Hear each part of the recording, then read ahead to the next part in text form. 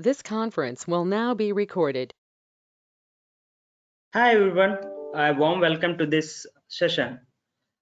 This is an Oracle Fusion Cloud SCM training session, and this is an introduction to the Oracle Fusion SCM Cloud applications. In this session, we are going to talk about the Fusion Cloud applications, SCM, and how it impacts the businesses. And we'll cover more about the benefits of learning this course and the job opportunities that you'll get after doing this training. So before that, let me introduce myself. Myself, Anil. I have close to 10 years of experience into Oracle IT applications, work from EBS and Fusion, and I primarily deal with the supply chain management modules, starting with inventory, purchasing, order management, costing, manufacturing, and PDH. And out of my 10 years of experience, I did implementation around 8 and a couple of support projects as well in my tenure. So all of the implementation projects at which I worked are end-to-end implementation project. So I can bring my learning experience as well as in practical knowledge through this training program for you all, so that you can benefit most out of this training. So let me start with the agenda for today's session. Initially, we'll try to understand what is ERP, why businesses needs ERP, and how ERP helps business to function effectively and productively. And after that, we'll see what is SCM on an overall perspective, and then how this SCM fits into IT applications and what is its role in the IT applications. We'll see that more, and after that, we'll see what is a cloud. These days cloud computing become as a buzzword in the entire industry. So we'll try to touch upon the high-level overview on the cloud and cloud computing types, uh, how they're relevant for these ERP applications. We'll try to discuss that in detail. And after that, we'll dive into the Oracle applications, the entire suite, how it got evolved and transformed itself to right now what we are seeing the Fusion Cloud applications. Then we'll see the different products offerings that we have in SCM suite from Oracle. And after that, we'll touch about the job opportunities and what kind of roles that you'll land up after having this training, and what are the certifications we can do after doing this particular training. And then we will go through the topics, what are the training topics that are covered as part of this training.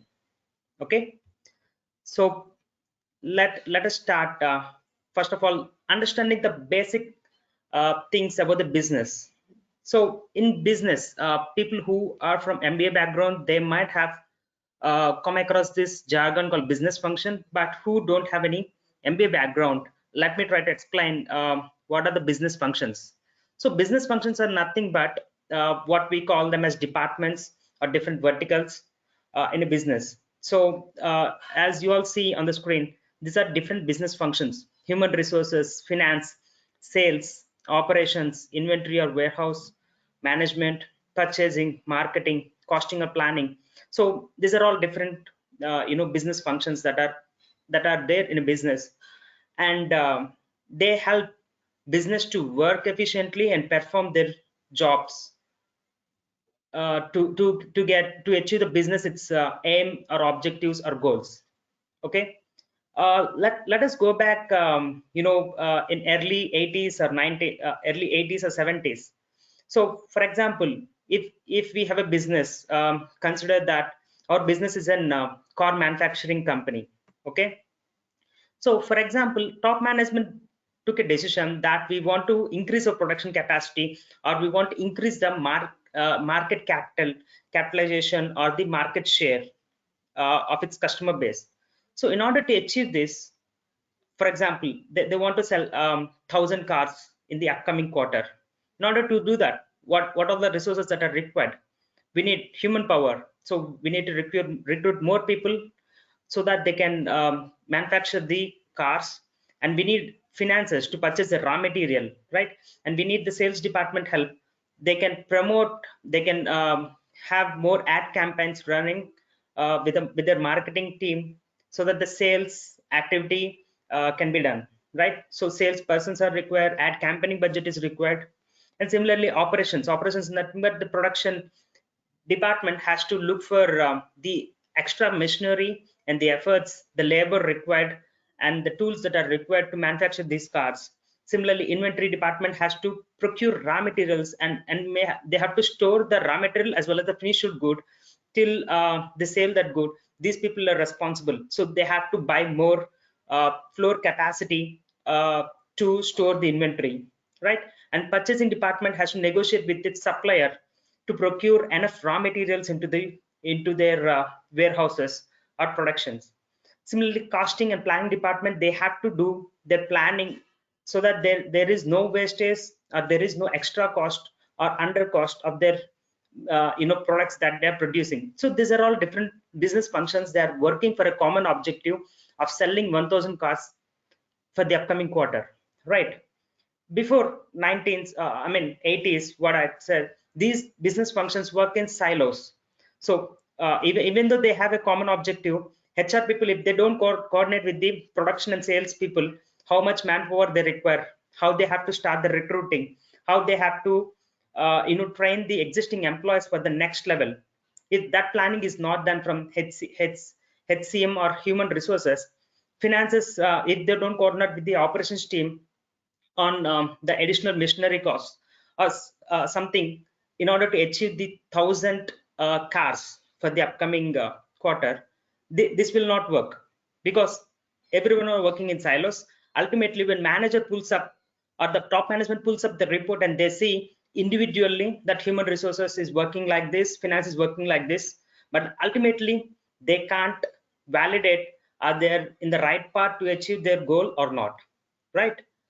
In order to overcome this, after World War II, 1980s, people started using material resources planning, MRP.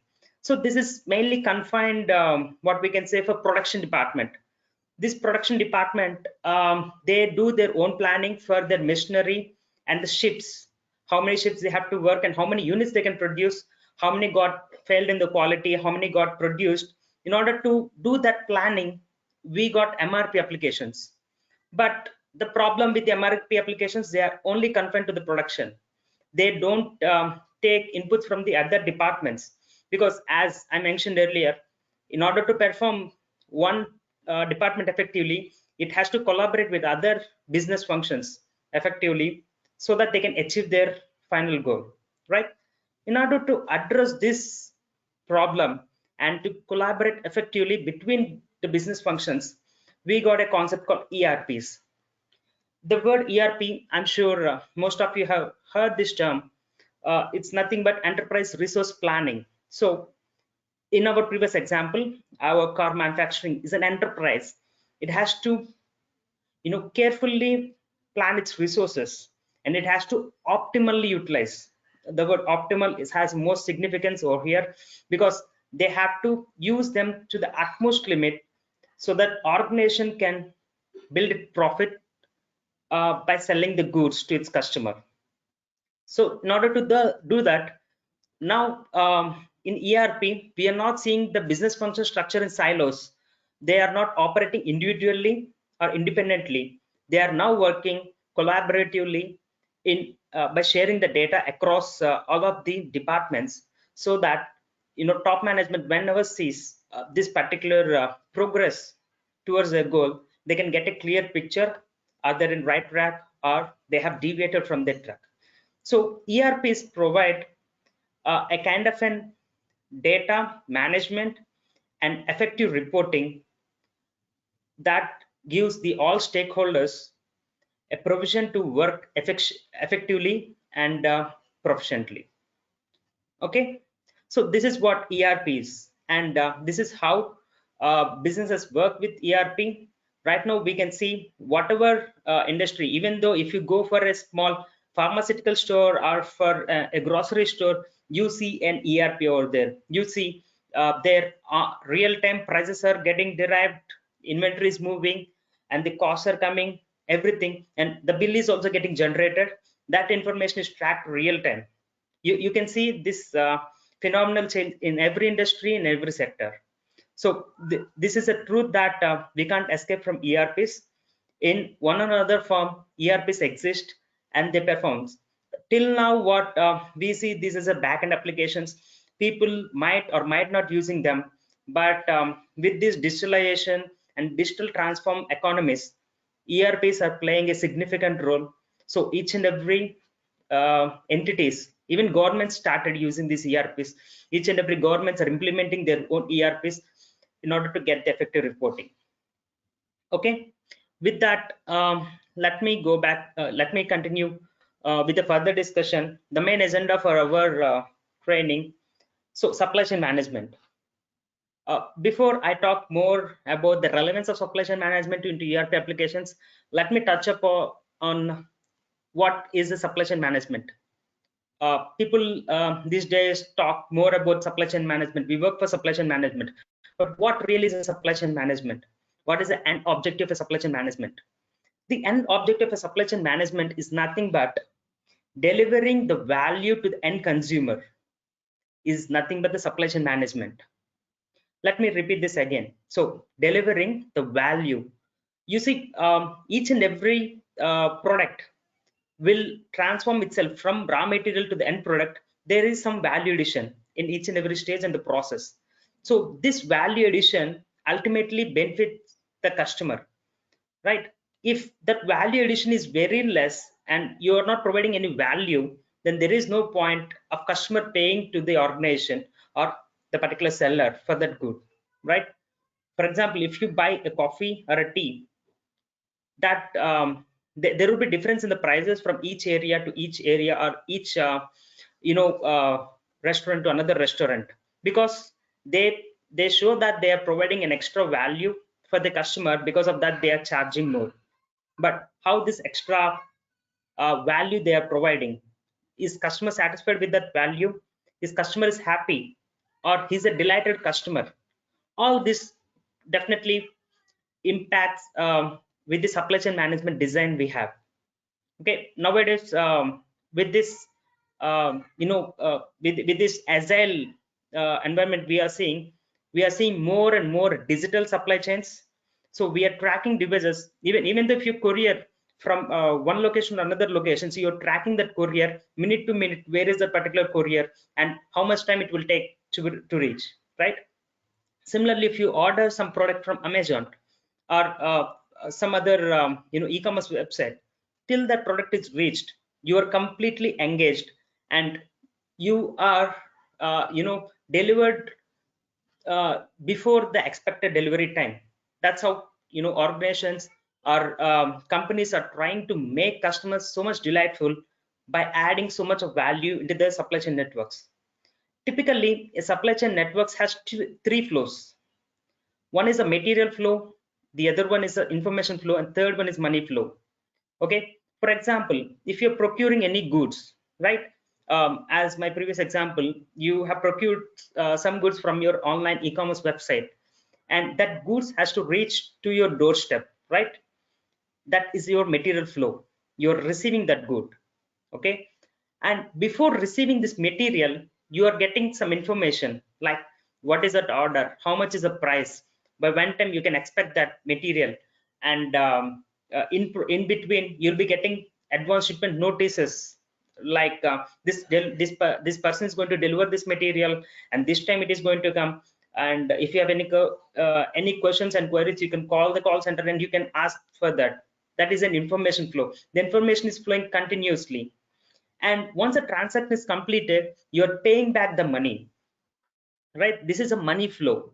So these are the three different flows that are happening in supply chain, and these flows plays a pivotal role in any supply chain management functioning.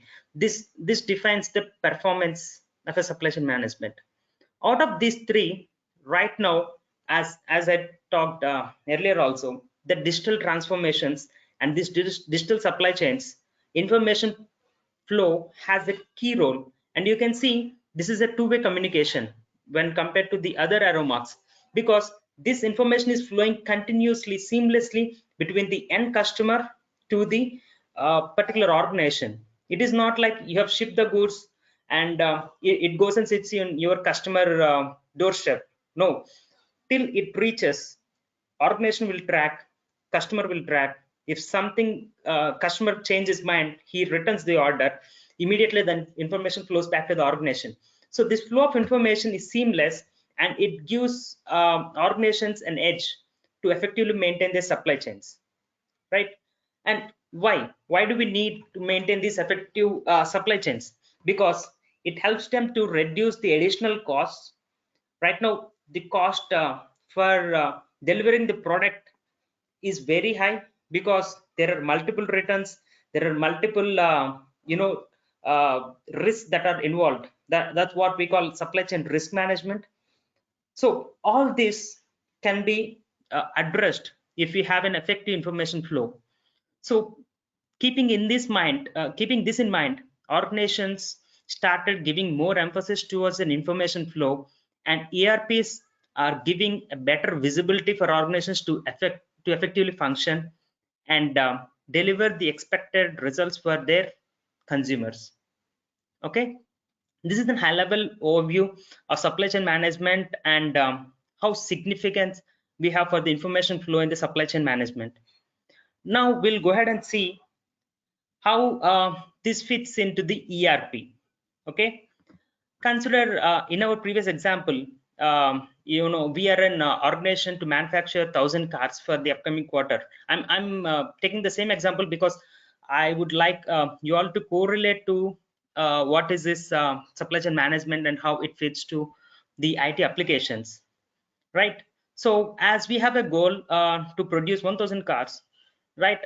In order to do that, my organization sales team will work on its pre-sale pitches with the upcoming customers, so that they can book the orders as pre-order bookings or something. They can send this information as a demand to the system, where your supply chain demand planning will take this as a demand input. Based on this demand, planning engine will run, and it will provide purchasing team how much material needs to be procured in the upcoming quarter for production. Similarly, a production department will be notified with the job cards or job work orders, they call. So how many work orders needs to be created, and at what time they're expected to be delivered. So all this information that is flowing, and based on this, the IT applications are helping each and every department to work more efficiently and productively. So this is where supply chain management fits in the IT applications.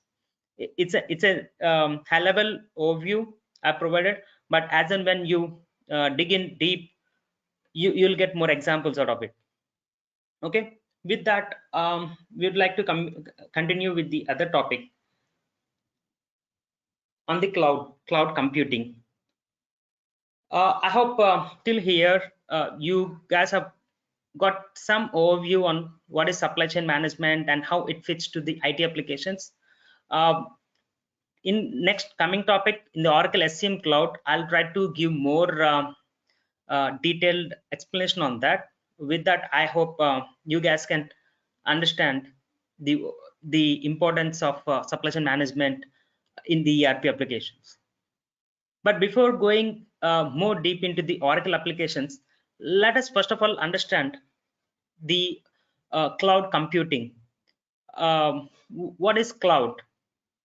Okay, before this cloud computing, we have a concept called on-premise applications. So this is an analogy that you can you can try to understand. Like you have a desktop that is sitting. Similarly, you have a CPU, and in that CPU you have a hard disk, right? Similarly, on-premise is nothing but you'll be having a database. A database will be running on a particular server, and that server will have a desktop application where you can see what is happening in that particular database. So we call this as a treated network, client, middleware, and the backend. This is something which happened more than 30 to 40 years. We call them as relation databases or databases where everything is managed by the organizations.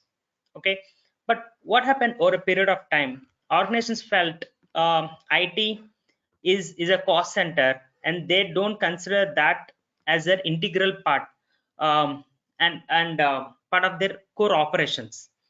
So they started outsourcing these particular activities, because if you want to, for example, consider an organization which is manufacturing, textiles or clothes, but having a separate IT team, and every time they have to upgrade the softwares, hardwares, everything, it's an additional cost.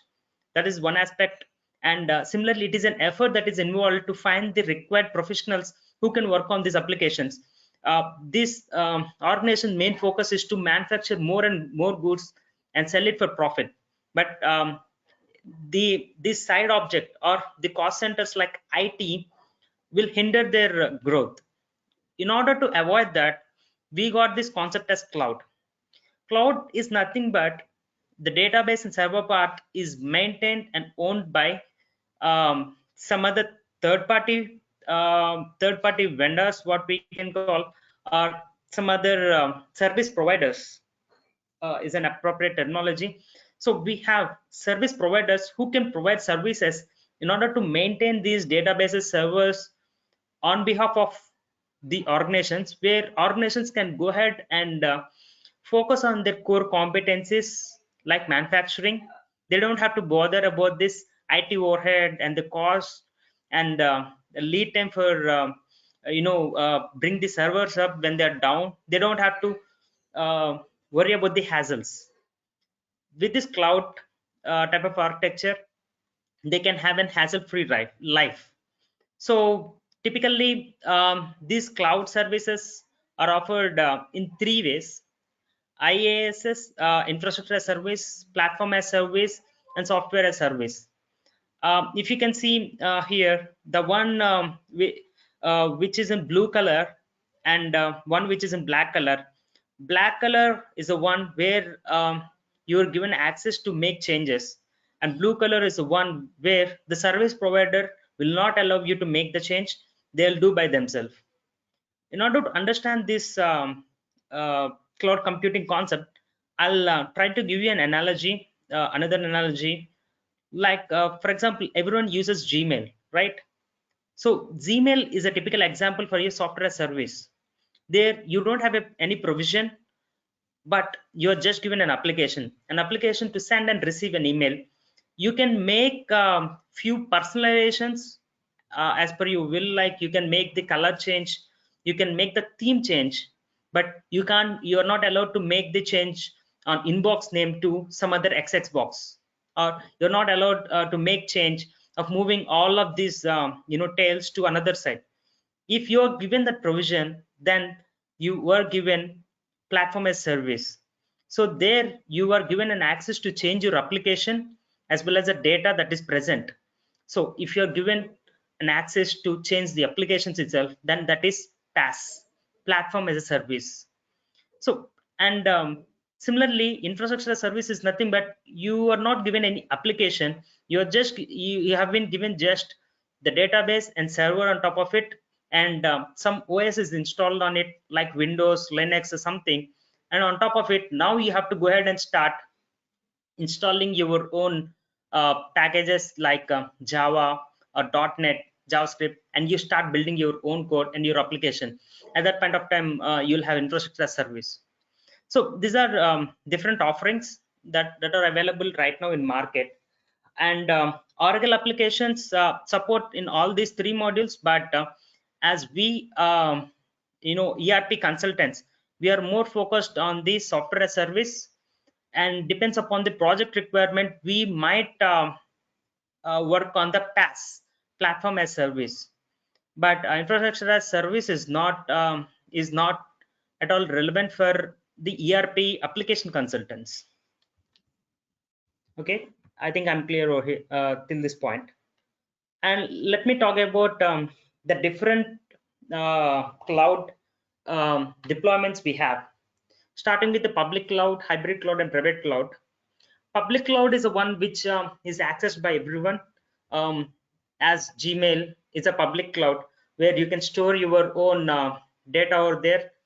And private cloud is nothing but it is completely secured and offered to limited set of users. For example, if you bought Amazon subscription or Netflix subscription, then only you are eligible to access that particular cloud.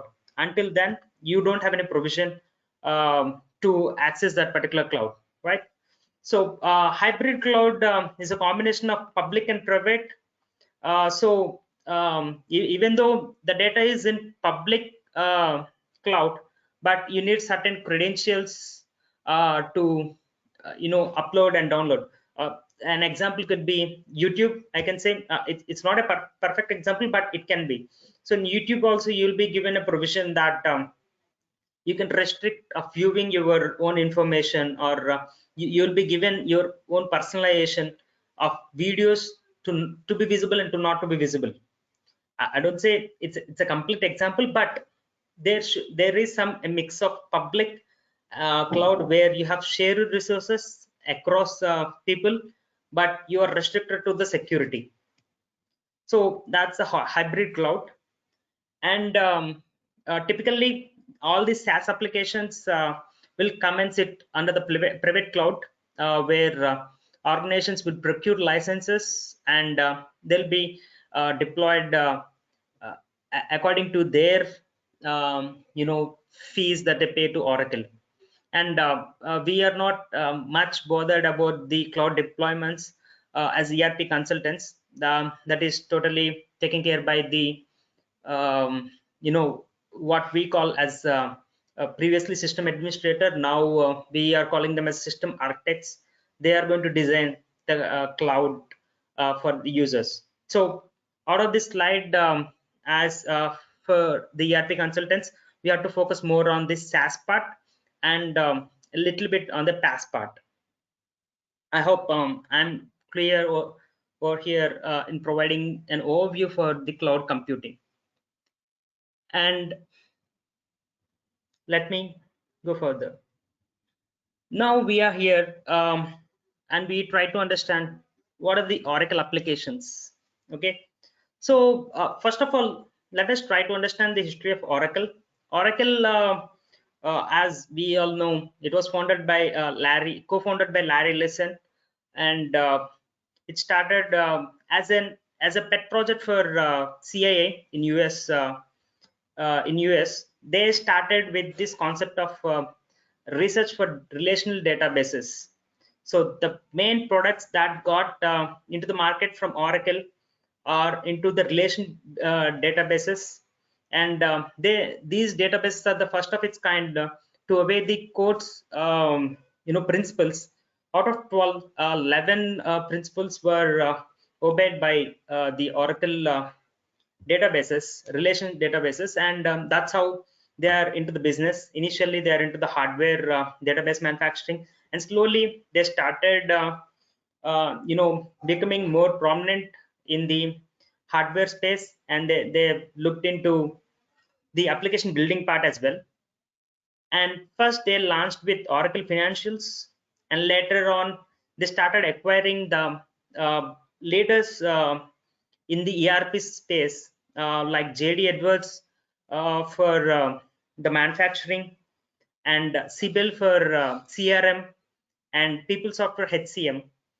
After acquiring all these applications, they started to build their own kind of applications. Those were called the Oracle Fusion applications.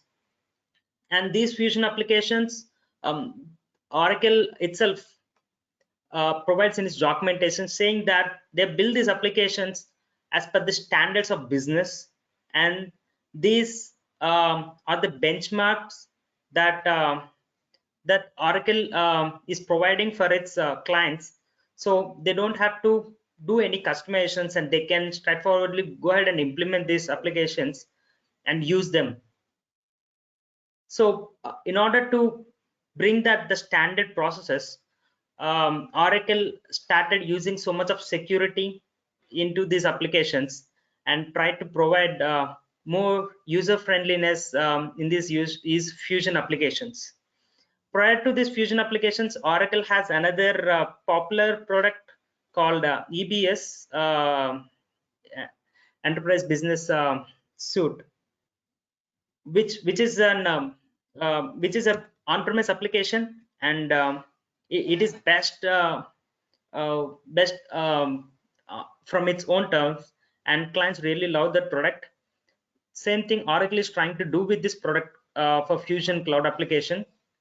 And in this Fusion application cloud suite, Oracle is providing different pillars. You can see these pillars over here: ERP, SCM, HCM, and customer interaction. So as I mentioned earlier, these suites also resembles to your business functions, what we have discussed earlier.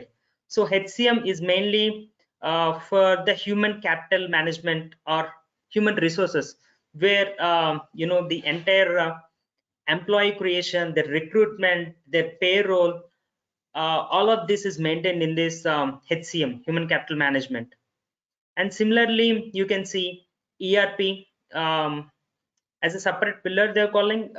So here we have financials like GL, AP, AR. GL is nothing but your books for your profit and loss statements and your balance sheets. Everything is maintained here in your financials. And AR, AP is when you are paying to your suppliers, account payables team comes in. And when you're receiving something from your customer, then account receivables team comes in. So all of that information is maintained here in the financials module. And this is our main agenda, supply chain management. And these are the different offerings that we have from Oracle: supply chain planning, supply chain collaboration, manufacturing, maintenance, order management, logistics, product lifecycle management, inventory, and procurement. Okay. I think we can get here in more detail what are different offerings or products that are available in SCM Cloud. And for this training, we'll be more focused on inventory management, and high overview about the manufacturing, order management, and product lifecycle management, and procurement.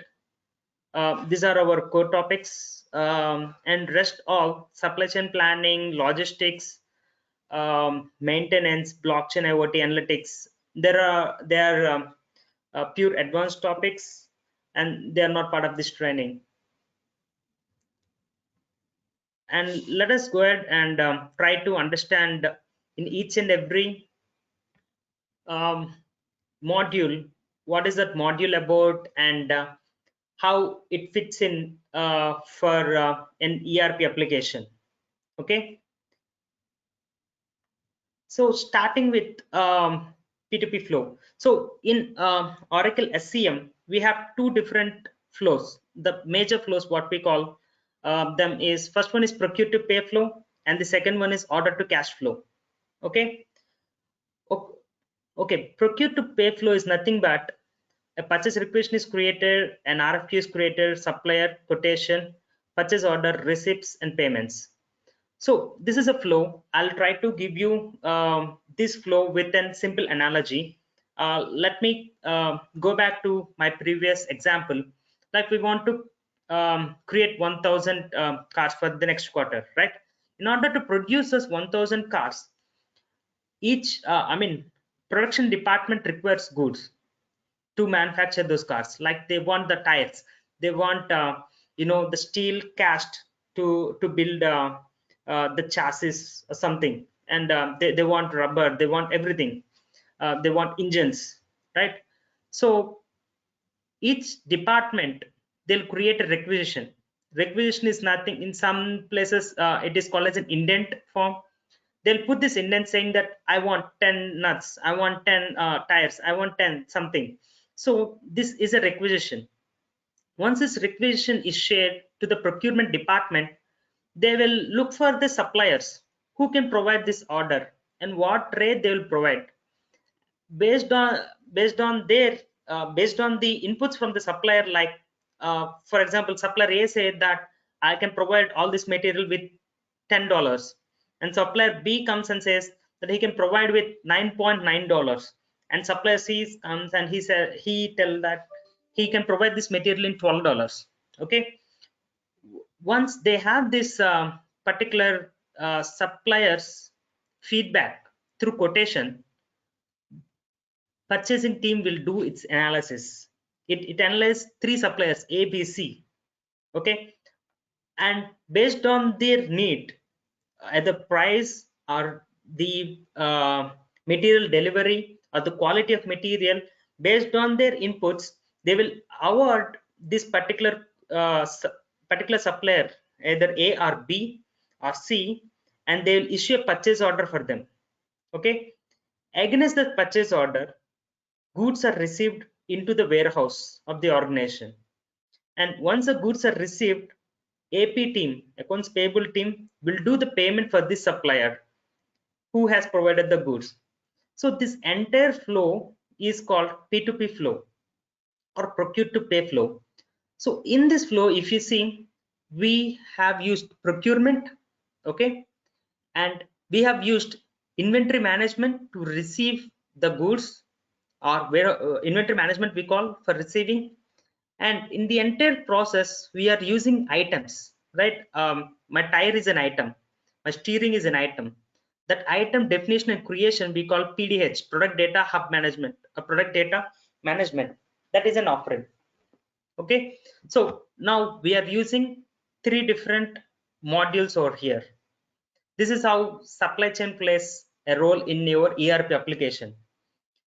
This is how we are getting a track of procuring goods from a particular supplier from start to end till his payment is done. And we have reporting needs also satisfied. At any point of time, you can see how much is still pending from this supplier to be received, how much needs to be paid back to him, how much material is expected to deliver. All this information is flowing from end to end. Okay, this is our procure to pay process. And similarly, we have order to cash process. So this is what we call as downstream fulfillment. The procure to pay flow is called upstream fulfillment. So in this downstream fulfillment, considering that we got an order, the sales order. So example, we are manufacturing 1,000 cars, and sales team bought a pre-book event. If you go to any car or bike manufacturing, you have to pay pre-booking amount, some X dollars, right? You have paid that, and that is you got feed into the system that we have a demand. Once that demand is created, we have order management. Order management is nothing but where we create a sales order against this particular customer X, and he ordered a car of worth a price of this much, and that particular order is booked. Okay, and in between we have the manufacturing process where the goods, raw material goods, are converted into finished product, and here we have the finished good is ready. This is a process we call pick release. So we are releasing this particular car from our warehouse to the particular dealer.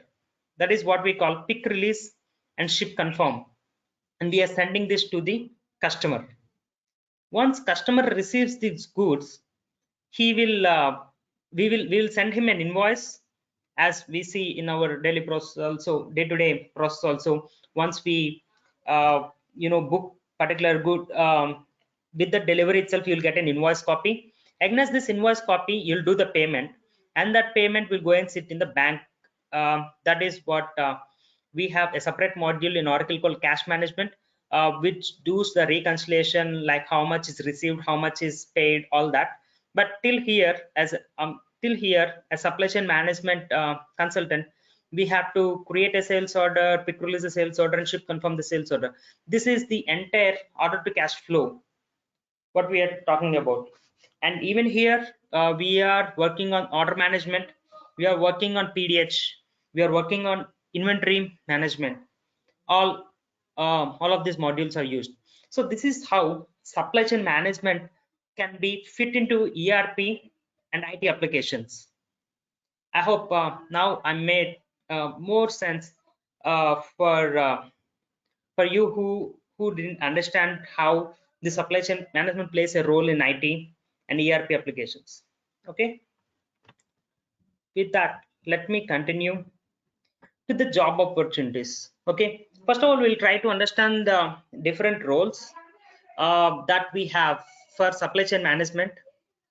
Uh, Mainly, these roles are called in some organizations as business analysts or IT consultants or functional consultants.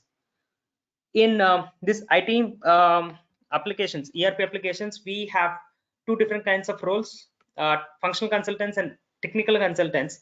Technical consultants will also work on these SCM or finance modules or HCM modules, but they work from the technical coding perspective. They write the code in SQL or in ADF, and they'll build the custom applications, or they build reports, they do conversions. But functional consultants are more focused towards the client interactions, requirement gatherings, configuring the systems, achieving the milestones. Like we have different deliverables that needs to be done. That's where functional consultants plays a major role. And people who are trained on this SCM fusion training, they are supposed to become a functional consultant, where they have to interact with clients and configure the systems according to their requirement. And this is one of the popular website I'm showing in India, Naukri.com. You can see there are 22,000 odd jobs that are available as of today when I'm recording this video. But similarly, you can go ahead and search in the other popular platforms like Indeed, LinkedIn. You will find ample number of jobs. As I mentioned earlier, I'm reiterating the fact now industries are changing and they are moving towards a digital transformations. So ERP has become as must, not as good to have, but must to have necessity for organizations to work effectively and deliver productively. Okay, so I have you guys got an overview on the job roles and responsibilities, what an SCM consultant will do, a functional consultant will do, and the opportunities that are there in the current market. Okay, with that, I'll quickly move on to the training topics that are covered in this particular training. So we'll start with Oracle Fusion fundamentals. Fundamentals. The reason we coined this term, because the topics that here covered are same across for all ERP, Oracle Fusion ERP application suite, either for financials, HCM. Everyone has to go through these fundamentals in order to understand the Fusion applications. So first of all, we'll start with Oracle Cloud, the different offerings, and then we'll move on to the functional setup manager. This is where a functional consultant more involved in his day-to-day job. This is where he does his configurations. That's what we call functional setup manager. And we'll try to understand the offerings that are there, how to enable those offerings in the application, and how an implementation project is created in system. And after that, we'll try to understand the enterprise structure in Fusion, how that enterprise structure is configured. And after that, we'll have an overview about the rapid implementation template. This is more for the finance consultants. They use more, but in SCM, we'll try to understand what is this rapid implementation sheet and how it benefits the consultant to create the projects more quickly. And after that, we will try to understand how user creation is done. And we have a concept in Fusion called RBAC, role based access control. Based on that, certain privileges and security is provided for the users in the system. So we'll try to see that how those roles are configured and how they are assigned for a particular user. And after that, we will quickly jump to our core SCM training. We'll start with product information management. We call This is where we create items or SKUs, stock keeping units. How these items are created. There is a concept called item master organization and child organization. We will try to understand what is this relationship between master and child organization, and how to define item classes, item templates, and how we associate these items to a particular inventory organizations. Okay, and after that, we will focus more upon the inventory management, how this inventory organizations are configured. And inventory organizations are nothing but your production plants or your warehouses. So here we will mention how many shifts that particular plant will work, what is the calendar pattern, what is the schedule, and which item master organization is associated to an inventory organization. Okay, and under inventory organization we have a concept called sub inventories and locators, and we'll try to configure them. And after that we'll create the unit of measures. Unit of measure is nothing but your definition of each, dozens, and the conversions between each to dozen, meter to centimeters, millimeters. All this configuration is done in UMs. And after that we will do the configuration for receiving parameters. So to receive any goods into a particular inventory organization against a purchase order, we need this configuration. We'll do that as well.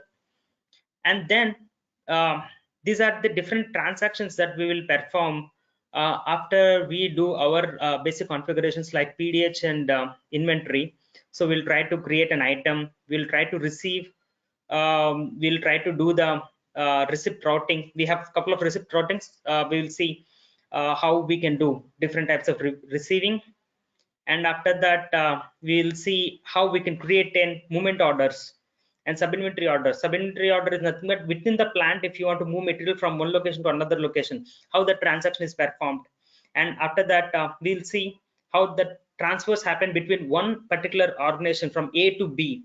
That is what we call inventory organization transfer. We'll see how that happens.